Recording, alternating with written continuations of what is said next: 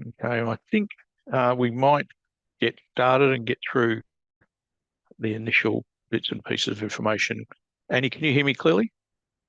Yeah, beautiful. Thank you, everyone, for joining us today. We appreciate you coming along. Great opportunity to share some of the innovation that's happening around the energy system and some really good lessons to share with you today. We really appreciate you coming along. Before we get underway, I just want to highlight the fact that this meeting today is being recorded so that we can place it online for those who are unable to join us for whatever reason. So just be aware that there will be recording in process. I'd like to start by acknowledging the traditional owners of the ancestral lands from the various locations in which we meet today, and recognise their continuing connection to the land, waters and culture. We pay respect to elders past and present, acknowledging them as traditional custodians of knowledge of these lands. So the agenda today, we will just give you an update of some of the things that are quickly happening in race, then we'll move through to the Plico presentation, and we'll leave enough time at the end so that we can ask some questions and get you away on time. Just looking at where we are, for those of you who don't know race or for which race is new to you, we're an industry-led collaborative research centre. We accelerate the transition. Sorry, just bear with me.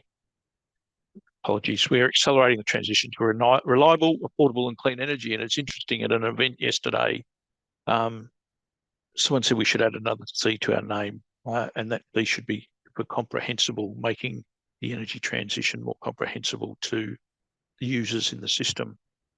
We develop projects that are innovative and impactful, and we drive emissions reduction, and we drive energy costs for consumers down. We do that in 5 different programs. We have a program for network project, a program for homes project, one for electric vehicles business, and then a catch-all for change, which encompasses things such as regulatory change, community projects, and workforce challenges. To date, we have $350 million in committed funding from a range of sources, and that's growing continually. And much of that has already been allocated to projects, but there's still a long story to tell, and many more projects we hope to stand up and fund or co-fund moving forward. Benefit of joining or being involved with RACE, whether it be for a single project or ongoing project, is that any project that you want to be part of or lead, drive, we can help leverage your project funding contributions upwards, which helps increase the scope and reach of your project and the impact of your project. We have more than 100 partners who get involved in our various projects, and they come from state and federal government. They come from industry associations, and they come from industry and business. We have small business and technology startup. We have academic institutions, 9 research institutions or universities from across Australia, as well as a CSIRO. And partners that join us in our projects join for a number of reasons. They join so that they can initiate a project that's close to their heart and be able to drive and contribute funds to that project. Or they see a project someone else has started and they actively want to be involved in that project, and so they join to get alongside and have a seat at the table as that project takes shape. Or they understand the innovation and they want to know more about it so that they can pick that innovation up and help drive it into the industry, and that's just as important.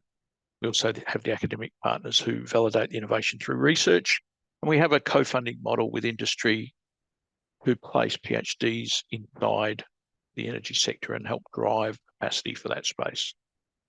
We've got lots of projects underway. I think right now there's 27 more projects being assessed to be started. Some of the ones in the network space that we're really interested in at the moment includes Grid Guru 2.0, which is a different type of digital twin that makes complex network information more accessible to people who traditionally don't get involved with or understand complex network layouts, constraints and challenges.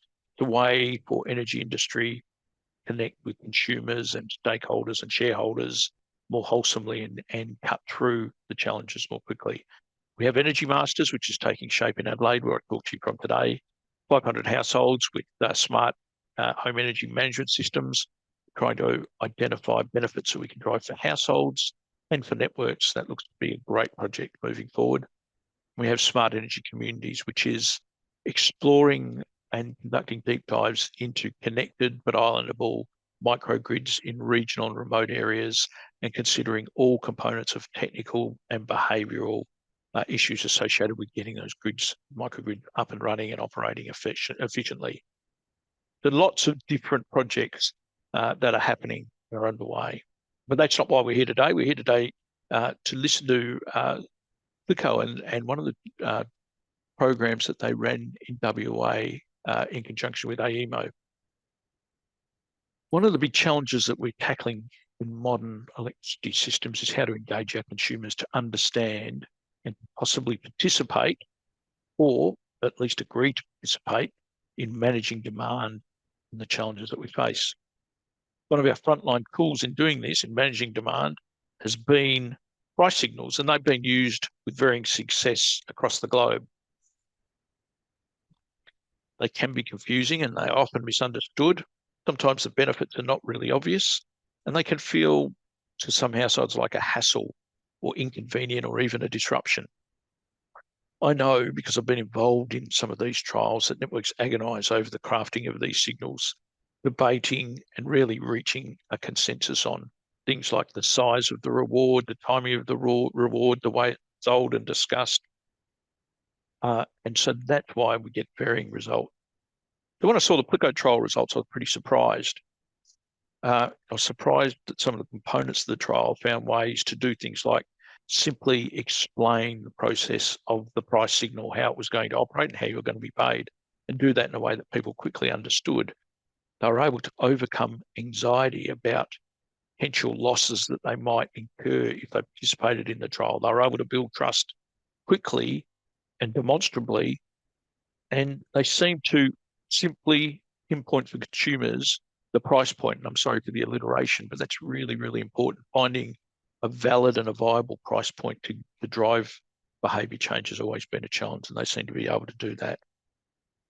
So RACE is really pleased to be able to today create an opportunity to share the learnings for this trial. We think there's some really interesting things that are going to happen.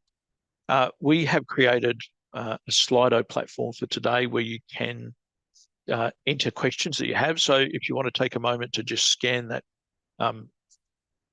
There's a link in chat as well, but there's an opportunity to scan the code now and bring the Slido up. But at any time, if you want to ask a question, pop it in there, and at the end of the process, we will work our way through the questions.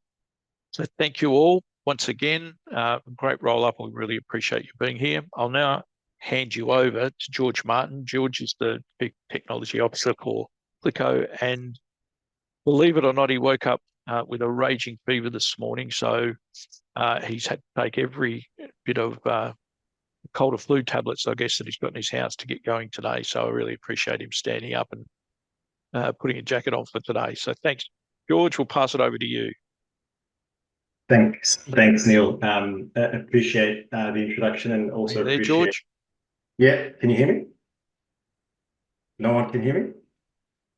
Okay, cool. Hang on. Have we lost you, George? No, Annie's saying she can hear me. I can hear you. Oh, thank you. Thanks a lot. Okay, thank you for the intro and thank you for the opportunity. Annie, can you hear me? Okay, if everyone else, she can start talking, and then we can fix your sound issue. Am I good to keep going? Yes, got you now, George. Awesome. Thank you. I was just saying thank you for the intro, and thank you for the opportunity. I'm going to, we can go to the next slide. The basic agenda for today is who we are. I'll spend a minute or two on that. Some key stats, some background on the VPP, some of the key activations that we have managed to do in WA, and then I'm going to really focus in on the member communication or the customer communication, because that for us has been more challenging than the technical aspects of running a virtual power plant. Some of the mistakes we've made and some of the learnings we've had and the good things we've been able to do, and then it's still an ever evolving space. And then I'm happy to dive into some technical learnings as well if we have a little bit of time. And I've got the Slido open on my second screen, so feel free to chuck in any questions while I'm talking, and if I see it, I will answer. If we can go to the next slide, please, Neil. So a bit about who we are. We are Starling, and we own the Plico brand, which was established in 2019. We're based in Perth and backed by Susi Partners, which is a Swiss fund with 1.9 billion euros of assets under management. They are a sustainable investment company. What we provide essentially is a solar and battery system. We finance it for the customer, so there's no big upfront costs. The idea is and it's on a contract over 10 years. The financing is over 10 years, and the idea is the repayment for that system is lower on a weekly basis than what that customer would have otherwise paid for energy imported from the grid. So it's a very basic proposition to begin with, but because we have an ongoing contract with the customer, we do enroll them in a virtual power plant, and that also aligns our interests to the interests of the customer. We don't just install something and walk away. We've got that ongoing relationship, and it's in our interest to always make sure that system is operating as best as it possibly could for the customer, and in turn also for the virtual power plant. If we can go to the next slide. Thanks, Neil. So very high level key stats. We've got around 15 megawatts of solar installed at the moment. Combined, it's about a 25 megawatt hour battery across 2,500 residential homes. We've activated the VPP for both peak demand and minimum demand. It's a supplementary reserve capacity, which is the peak demand contract in WA. For those based in the East, that's akin to the RERT, the Reliability and Emergency Reserve Trader contracts in the NEM. Deployed a substantial amount of capital, and we're a small team, 38 folks spread. Well, now we're spread across the country, but mainly based in Perth. Next slide. Yeah, thank you. All right, so some background. So I've mentioned we're established in 2019, but we reached critical mass, or there was enough assets installed to make a bit of a difference by December 2022. And we had also deployed and developed our capability to actually orchestrate the assets that have been getting installed since 2019. The SRC, or what was called back then the SRC contract for AEMO, came up for peak demand in the summer of 22-23. We bid in for that contract, and were potentially the first DER or virtual power plant to provide capacity into that mechanism that summer, and we were activated twice, and we provided 2 megawatts or 4 megawatt hours each activation, so 2 megawatts over 2 hours.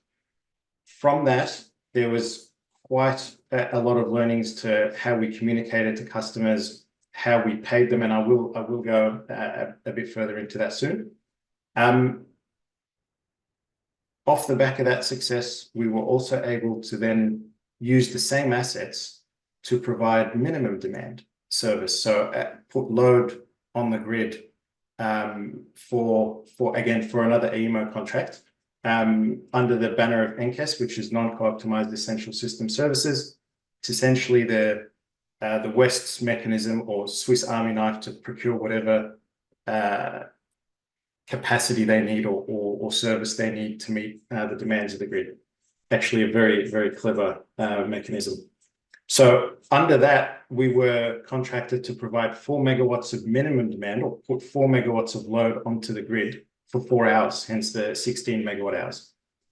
And in order for that contract to come into effect, we needed to run a test, and that test had to be certified by AEMO, and I'll go into a bit as to what that looked like later on. And then again, the last summer, we were contracted again to provide peak demand. And this time we were dispatched 13 times. That first summer, it was twice. That last summer was 13 times. And that proved very challenging from a customer comms perspective. And the evolution just during that summer of how we needed to communicate to people took us by surprise, to be honest. So we'll delve into that over the next slides. We can shoot over to the next slide. Cool. So no, if we can go back one. Yep. So this is just some of the screenshots of the comms that we had sent out to customers in the lead up to that very first contract in December 22 or the summer of 22-23. Again, like I said right at the start, every customer that signs up with us on the finance contract is enrolled into the VPP, and we communicate that as part of that entire process, obviously in the contract, etc., etc. But it had never been activated. And regardless of how many times you kind of try and explain something, there's nothing like it actually happening or working. So before we ran that very first event back in December or January 23, we decided or we realized there was a need to communicate back out to everyone as a reminder of what the VPP is, how it's going to work, and what is in it for them, essentially, and also what's the bigger picture that they are now part of. So that was these emails that went out. The one on the left is saying that we needed to run a software update, basically, to make sure that all the systems were up to date, firmware-wise, software-wise, so that we can dispatch them accordingly. The one in the middle is, again, we're activating the VPP and what it means for you. And we actually, this email still stands as the highest open rate email of anything that we have ever sent out. People were just that excited and that curious about what is this new thing that's cooking and what's my part in it. And then we also had to develop a big document of a Q&A for our frontline team, because we did get quite a lot of calls when that email went out before we even had an activation. And if we can go to the next slide. Yeah. Okay, so lots of stuff on here, and there's nothing like verbatim customer feedback to steer you and to help guide you and to also a dose of reality. Not going to go through each and every single one on here, but to say this particular slide shows mostly positive feedback. This was from our Facebook group, where our members joined and were able to ask each other things about VPP or systems or how to best make use of the system, etc. So there's a real community feel to it. Again, most were very satisfied, very happy that this was all happening. There is some interesting feedback, and I will read. I'm not going to just focus on the positives. I think there's a lot there, but I'm going to focus on some of the interesting ones that forced us to kind of go back and think, how do we address some of these questions? This one, the top one in the middle, I think I'll be learning how to disconnect. It all feels too climate pandemic for me. I would love to learn how us little homes going to make any true impact for coal stations that have temporarily been shut down. We did get back to that person offline and explain to them that you know, the whole thing is greater than the sum of its parts. So yes, you individually, along with everyone else, will eventually be larger than a coal-fired power station. And they were stunned. They were stunned at the notion that this could actually be a reality. Another one we had also, at the time that this was happening, there was also Project Symphony, and there were some people who were in the VPP and also in the flagship Project Symphony, which was mega successful and also had quite a number of insights. But there were some consent forms sent out to members for Project Symphony. So the one in the middle there at the bottom says, if we don't agree to data sharing, is our power still used, or do we have to hand over data access to goodness knows who for whatever reason at any time to be part of the VPP? Again, we explained, there was an explanation there about this is the VPP, but there's Project Symphony, there's consents for this, and there was some questions about data sharing, which were legitimate. And you can see that person ended up liking the reply that our team responded to them with.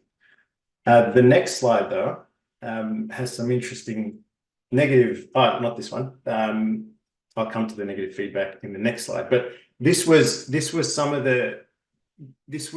comms that we sent out to folks on the day of an activation. So at the time, we used all the channels of communications we had. We used SMS. The copy of the SMS is on the far right. And we used Facebook and we used emails.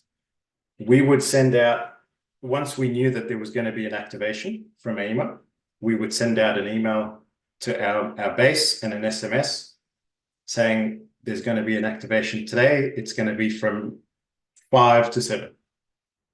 And say we would send that out at about 2 p.m., which is roughly when an activation would be confirmed. And then at 5 p.m., we would send out another SMS and an email saying the activation is now about to start. And we did also say to people, see if you can reduce your consumption. That was interesting, and I'll come back to that. And then when the activation was over, we sent out another SMS and an email saying it's over, you can return to whatever it is that you're doing. Not necessarily in this trial, although we saw some extreme behavior with regards to energy reduction. I mean, well-intentioned.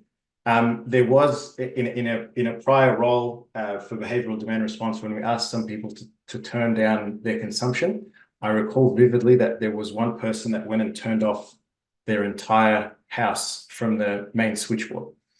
Again, the heart's in the right place, but eventually we tweaked our comms to just say, well, look, you know what? You don't need to do anything. We will do everything. The point of asking them to reduce their consumption was that it allows more kilowatt hours to be exported from the battery to the grid. Because regardless of what we set the battery to do, if there is behind the meter load, the battery will always meet that first before it exports. So that was why we asked people to reduce their consumption. Basically, the next time we did a contract like that, we took the behavior into account, because for us, the customer experience, we put that at the center. So we didn't ask people to reduce their consumption thereafter. The next slide, I think that's when we get into some interesting negative feedback, Neil. So let me read these two, and not all of them, but can you guys explain why your customer is disadvantaged when you decide to activate the VPP? I thought the idea behind purchasing your system was that customers, members use their stored power for evening at night. Your scheduled VPP activation leave our battery drained, and us, your customer, having to pay for power once the 2-hour time frame is over. Doesn't make sense that our stored power goes back to the grid. Isn't the idea to optimize stored power for the residents? Little disappointed, to be honest. And the same feedback or theme was also from the second box there on that screen. Both of these people, we reached out to them. This feedback came to us via email. It wasn't posted online. And both of them we called, and then we emailed, and they responded back afterwards, both appreciating the fact that 1, we paid attention, 2, we called them, and 3, we provided a reasonable response. Again, I see turning over or convincing the doubters a lot more valuable, and we learn a lot more from that than just seeing the positive feedback and patting ourselves on the back. But these guys helped us sharpen our message, and also we added a whole ton of FAQs to address questions like this in the future. So that was great. I added in that last one because sometimes you can't ever really address all of the negative feedback. I mean, it comes down to attitude. I don't want to be out of pocket if it means I need to purchase more from the grid because my battery backup is servicing the needs of others. It's part of the premise of the whole VPP. Like you're certainly not out of pocket, but part of it also to help the community and the bigger picture. And there will always be folks that this isn't something that's for them. We can go to the next slide. Okay. This for me is one of the biggest surprises of our learnings and of our engagements with customers. So I mentioned that we were activated 13 times last summer. The dates on the left are all the dates that we were activated earlier this year. This is all 2024. So just like I described earlier, we would send 3 SMSs pre, post, or pre, during, and post, as well as the Facebook posts and the activation emails. We started getting a bit of feedback. You guys are SMSing us too much. Then we dialed it down. Again, we started off with over communicating because we felt that people always wanted to know if something was being accessed or controlled in their homes, and to make sure that they weren't worse off. Then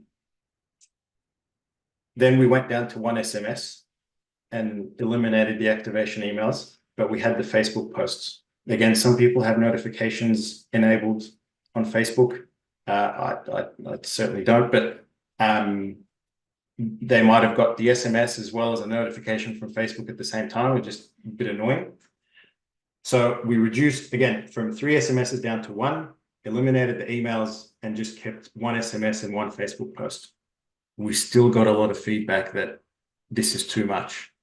We don't need to know anymore. Just do what you got to do. And I think at that point we started realizing, hey, maybe we're actually earning people's trust here, because we've done this now so many times.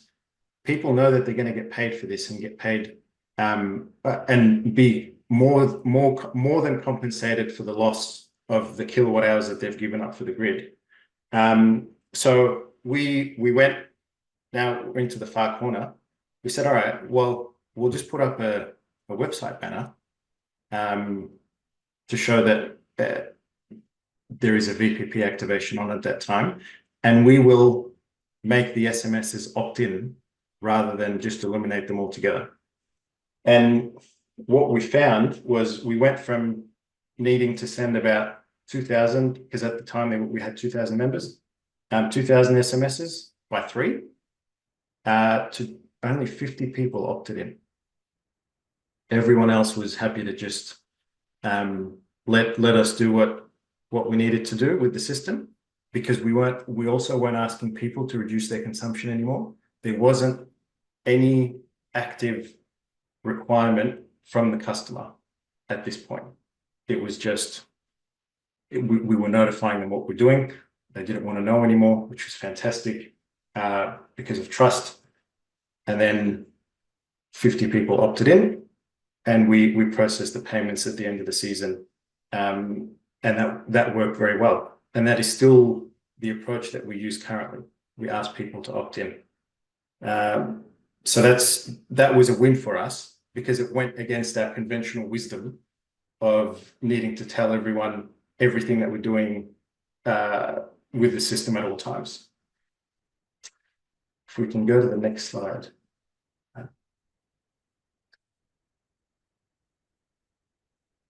All right. Moving on from peak demand, we also started providing or provisioning minimum demand service where we would put load on the grid. This was the contract that we worked closely with the local retailer on in providing that service to AEMO, but we needed to be tested. AEMO wanted to certify this service. It was the first time it was being procured. Yeah, for that, probably the earliest time it was being procured, I should say. And we needed to show that we could provide that 4 megawatts consistently for 4 hours per half-hour interval. So that just showed that slide there that shows that AEMO certified us for the consistently for all intervals. And the next slide shows how we compared against what Neil, if we could go to the next slide, please. Thank you. So on the top left there, the actual service quantity. Again, we were contracted for 4 megawatts, and we over-delivered, which is the green line, well, substantially. And again, that was because we try and bid in conservatively to make sure that we can actually do what we say we're going to do. But what was interesting was how the results came about, and I'm going to now get slightly technical into what we did to the systems in the background to make them provide the minimum demand service in the way that we did.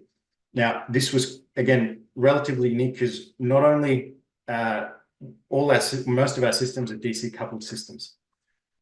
So the control of the inverter allows us to control the solar as well as the batteries. And what we did when we got that particular activation, straight away, we used dynamic operating envelopes to not constrain the solar output to 0, but to turn it off. Well, sorry, we dispatched that command. You know what? Let me start again. As soon as we got the notification, we sent a bunch of commands to the system, but the sequence was stop charging the batteries from solar, which resulted in that spike in that bold blue line of exports to the grid relative to what the prior 10 or 11 days looked like, which is what all those gray lines are. They're all the solar curves for the last few days.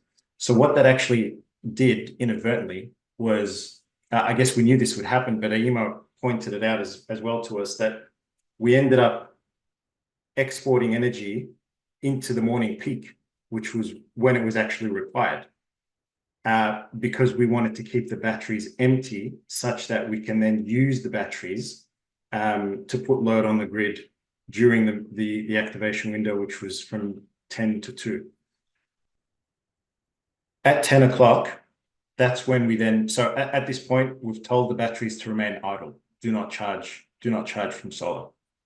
At 10 o'clock, we dispatched dynamic operating envelope commands to the systems to turn off PV generation completely, not to constrain it to 0 exports, but to turn it off.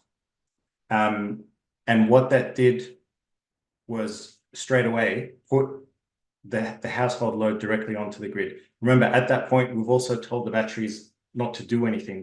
We've held them until 10 o'clock. So simultaneously turn off solar, and then we told the batteries to charge. They're all 5 kilowatt batteries, mostly 10 kilowatt hours.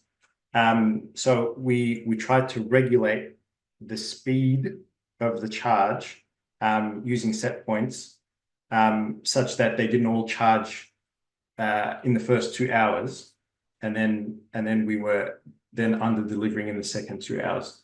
So there was a mix of commands going to these systems, and the reason for that was there wasn't one API call for all of these systems such that we could just say increase consumption and put load on the grid. We had to almost cherry pick, and the sequence of the dispatch commands were critical, because if you tell a battery to charge, naturally the battery is going to try and charge from solar. So it would have turned on the solar to charge. But because the dynamic operating envelope is a safety command, it did not override the DOE setting.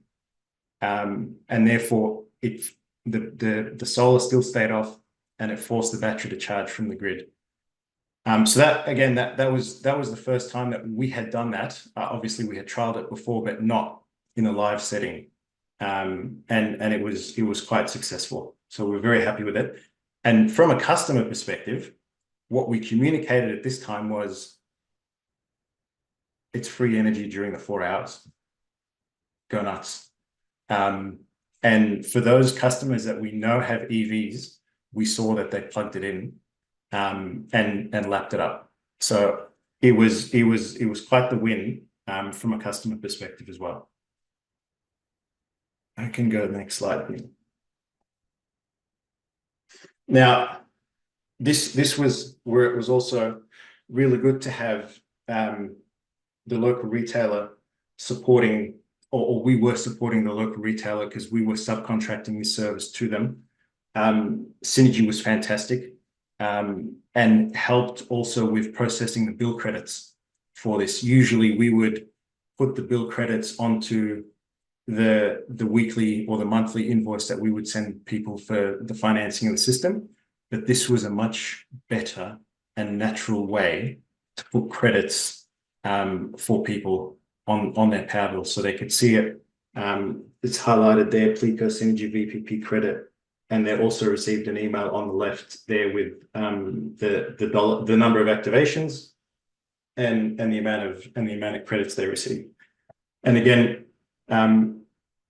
this was very well received, and we're very happy with how this played out with Synergy as well. We can go to the next slide. Have I got time?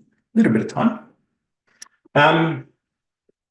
Okay, some technical learnings here, and one would say we probably should have seen this coming, and to an extent that we did, but we didn't quite know what the set points would be.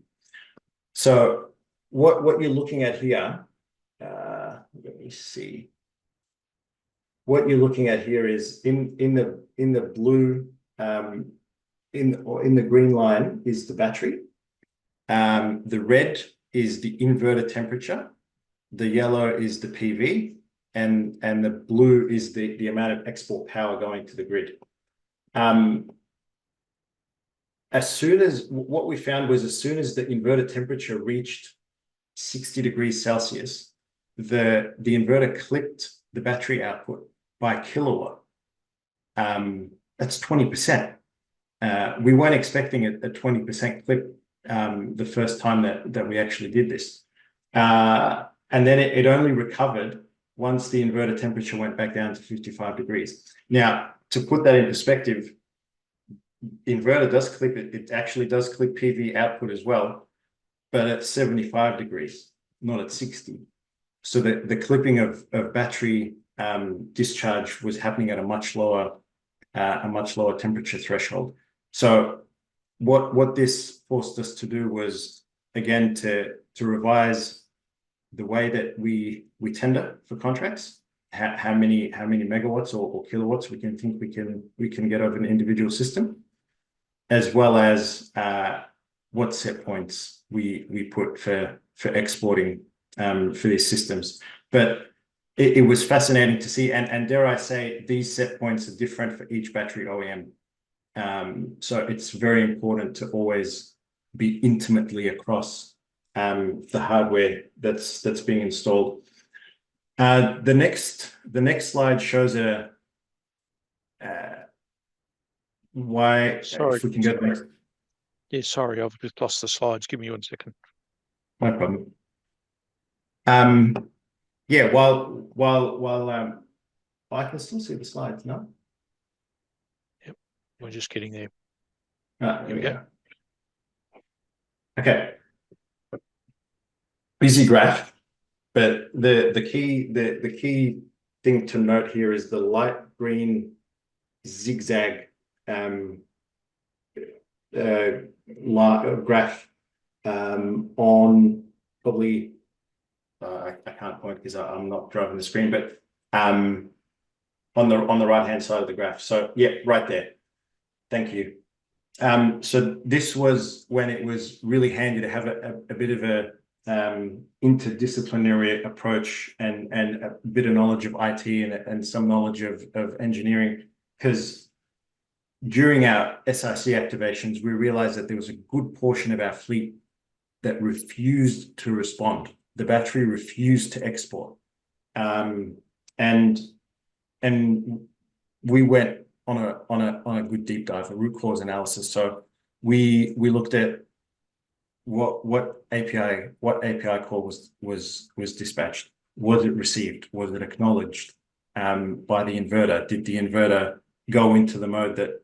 So was it acknowledged, and then did the inverter follow the command? And on this one, I mean, without being able to point, I can't really show you, but we can see that this particular inverter was able to or receive the command signal, but it couldn't. The zigzag, the red or the green zigzag line is the battery basically trying to export and then going back to zero, trying to export, going back to zero, trying to export, going back to zero. And we ended up, we bottomed out the IT causes, and there were none. And then we looked down the engineering causes. Why could we not get these systems to export? And in layman's terms, basically the battery could not overcome the voltage that was being generated by the PV, the discharge. It couldn't overcome the pressure, essentially, caused by the voltage of the PV to discharge, and it only started to look like what it should have looked like once the PV was off completely. This was fascinating for us, and we started diving into, well, why, and was it a specific type of panel, and what was it about that particular panel that caused this? And indeed, it was a particular type of panel, and it just had a very high open circuit voltage. And there were more than 8 kilowatts of panels paired with that particular inverter, and that's what caused a good portion of that fleet to behave that way. So we did try and resolve it with firmware updates, but what that also did was help us continue to fine tune the strict specifications of the systems that we install, not just so the customer gets the best amount of self-consumption, but that we can also utilize it for the VPP. So this was quite eye-opening for us. It took us a month or so to get to the bottom of this. If we can go to the next slide. 2 more slides, I think, and I'll be quite brief. There was some disparity between calculating baselines for payment between what we would have calculated the baseline to be versus what AEMO calculated the baseline to be. We did give them that feedback, that there was actually no feedback loop other than the fact that we saw payments were reduced. And this was working off the same data. So there's a bit of work still, I think, to go in the background as to how we reconcile the data between how you calculate the service that we provided versus how we calculated it. Again, there wasn't much in terms of monetary value in this, but again, it highlights that there's still a bit of work to do in this space. And that last point, that next slide, again, is a little bit busy, but if we just focus on yellow and the blue, we were trying to compare or reconcile the B channel and E channel of revenue grade meters, export import of revenue grade meters versus what we were calculating. And it really depended on the timestamp, naturally, but we weren't always ingesting data on the half hour every half hour. Sometimes it was 5 o'clock and 29 minutes and 52 seconds. And other times it was a minute, 52 seconds inside the interval. And that resulted in discrepancies. And why some of those discrepancies are there, it could be the hypothesis was there isn't a co-location of the meters, and therefore there's a discrepancy here. But in order to get to the bottom of this, we needed to obtain NIMI level data to see where the discrepancies are. But due to data sharing issues, we haven't yet been able to get to the bottom of that. I hope we will one day. But it also highlights again, reconciliation of data is really important, but also data sharing to facilitate accurate reconciliation of data is equally as important. And I think that's it. In summary, the vast majority of people were pleased with the VPP. A lot of the questions were around compensation. It does take time to build trust, but once that trust is earned, it does make things a lot easier. And communicating the cost impact post activations and remain a critical piece. Technical learnings, again, I've just covered those, so I won't go into that, but some of our ongoing work is looking at precise set point control of inverters for dispatches, being able to get appropriate level of consent from customers for data reconciliation. We've obviously got consent for VPP, but data reconciliation and meter data comparison, we've started to include those consents in our contracts, as well as continuing to build trust by clearly communicating benefits is a key focus for us. And that is my preso. Thank you, Neil. Thank you very much, George. That was an excellent presentation. I really enjoyed it. I like technical and the behavioural insights that you shared there. And I really appreciate you being willing to share that. So thank you. We have some questions on Slido, and I'll just remind you that the Slido link is in chat if you want to place a question there, or you want to upvote a question as it comes through, if you particularly want to hear an answer to that. We've only got about 12 minutes left, so we'll work our way through these, and the questions that we don't get answered, I will arrange to make sure we get them answered and sent out to everyone. So George, the first question we've got is, do you feel the minimum customer notifications around events should be left to the VPP operator, or should there be some regulatory guidelines on how much comms are sent?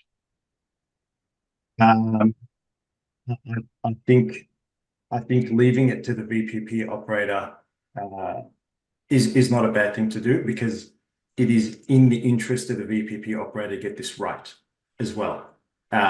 If they don't, they could very well not be in business for very long. And needing to also cater for different cohorts, like the folks that wanted high touch communication and the ones that didn't. So I would certainly, I think the interests are aligned there with regards to customer satisfaction, customer benefits, as well as building trust for the VPP operator. So happy for the VPP operators to drive that. Okay, thanks for that. You showed us that graph where the batteries dropped load because they reached 60 degrees.